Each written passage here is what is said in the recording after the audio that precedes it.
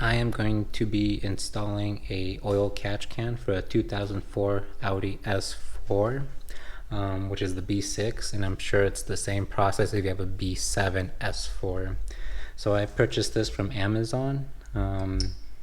At the time of purchase was $25, and this is pretty much all what it comes with. And also comes with this very cheap hose, which, if anything, there's not even enough to use it all. So go ahead and go to any auto parts stores and purchase yourself actual hose. And the size that we're using is 5/8, so just make sure it's a 5/8, and it comes with different barbs. So what you want to use is the biggest barbs that it comes with. So I'm not going to go into the details on how an oil catch can works, but what I will show you is the detail of how to route and install the catch can. So pretty much the way that it works, it's kind of hard to see in there. There is a pipe that goes to your PCV valve, which is this right here, and this PCV valve connects right here to your manifold. And I did a little drawing to give you a better understanding. So you got your hose right here, and right here is your PCV valve, and here's your manifold, and the green arrows is the flow that it's supposed to go. And this is the new illustration of how the catch can is going to work. So again, the hose that goes back there, so originally in the last image you can see that the PC valve was pretty much in between these two. What we're going to do is from this hose we're going to route it over to the catch can, which is the inlet, which is this right here, the inlet, and it's going to come out of the outlet, and it's going to go back to the PCV valve, valve, and then back into the manifold. And then the catch can is actually going to be placed right here. So the hoses are going to come down this way through the inlet and then out through the outlet, back connected back to here as shown in the illustration and the flow of how we are going to do this. Before we go on with the installation, I'm going to show you the inside of the catch can. So this is what it looks like on the exterior. You got your inlet, your outlet, and you have your dipstick right here. And just to be aware, there is no O-ring for the dipstick. Just make sure it's nice and tight. And let's open this up. So the inside, just like any other, it's just empty inside. And here you have your inlet, which has the baffles, and then here is the outlet where the air is going to be coming out of here. Really good with fabrication or not. Some people put like a wall right here, add an extra baffle with holes here to do even a better job.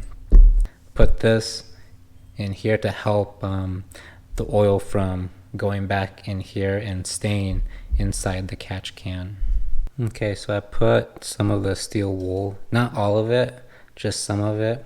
And also keep in mind there's an O-ring right here. So as you can tell, I already kind of greased up the O-ring just a little bit to insert it, and now we can put our cap back on. But I recommend, if you do have a steel wool in there, remove the dipstick off first so you're not getting caught with the steel wool and snug, and now we can put our dipstick back in nice and snug. Before we move on, we're gonna install the barb fittings. And again, we're going with the biggest barbs that come with this kit, and these do come with an O-ring. So just make sure that you leave the O-rings on because they're there for a reason. So the way you do this, because we're tightening it, we're gonna spin it clockwise. How you put this on is gonna be also important. The way you're gonna do it is, if you don't know already, I'm gonna put some like this. We're gonna just slowly, give a nice good pull, and that's about good. So now we're gonna hand thread it, And you don't want to go crazy tight on this, so you can get a 19mm long socket and then give it a real good until it can't go anymore, and that's good. And you'll do the same exact process with the inlet. In order to get to the PCV valve, what I'm going to do is I'm going to remove some hoses. I'm going to remove this hose right here for the driver's side valve cover, and also for the passenger side. Remove my air intake with the sensor and this coolant hose right here, or maybe just move that out of the way, and this vacuum line right here to get easier access and to put my hand in to get to those hoses.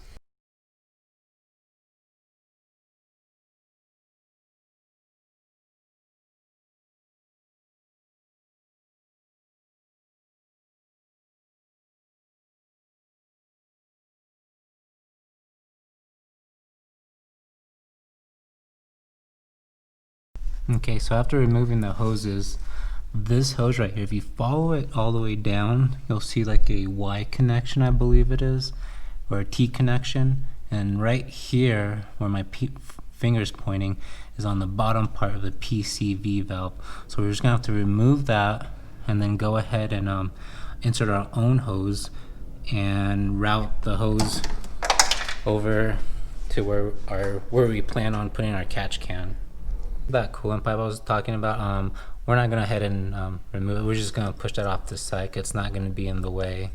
So here is the hose from the PCV to the manifold, and as you can see, I have the hose clamps facing up to loosen and tighten it. So this is a key of advice for next time.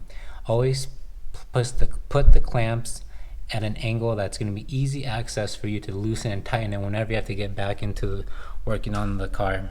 This is what the PCV valve looks like.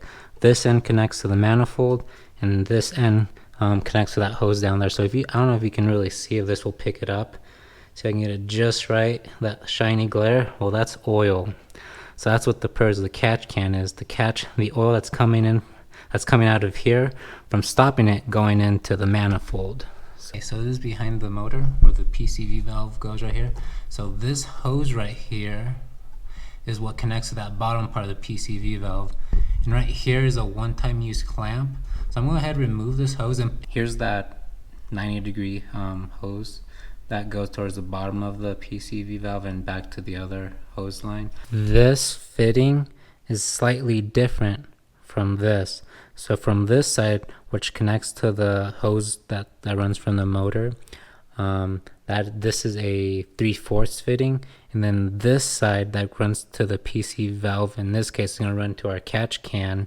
This is a 5/8 fitting. So what I'm going to have to do is use this 90-degree that OEM hose and connect a male-to-male barb fitting, which is a 5/8 male-to-male barb fitting. So what I did, just for extra safety precaution, I put some RTV gasket sealer, and then obviously your hose clamp.